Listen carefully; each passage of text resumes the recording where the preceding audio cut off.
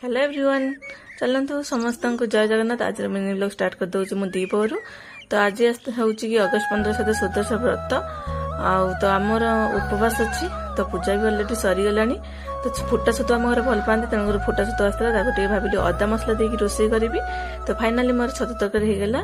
तो उपवास जेहेतु तो गोटे फुटा तरकारी करी आलू छुई बैगण टमाटो पकई गोटे फुटा तरकारी करी। प्रेसर मु आलू सारू को बसईदेली तो सिझला छुई बैगण पकईबी तो जीरा दे फुटेबी आठी अलरेडी मोर रुटी हो गला। तो बर्तमान जीरा लंका देकी फुटेबी कहीं पियाज रसुण पड़ोनी साधा हम। तो कलर गुंड देदेली जीरा गुंड देदेली धनिया गुंड देदेली। तो फुटा तरकारी मुझे बनीगला। तो धनिया पत्र पकईदेली धनिया पत्र पकईले टे भल लगे तेणुक धनिया पत्र आसला हाटरू तो ताकू भी पकईदेली होगला मोर फुटा तरकारी सहित रुटी।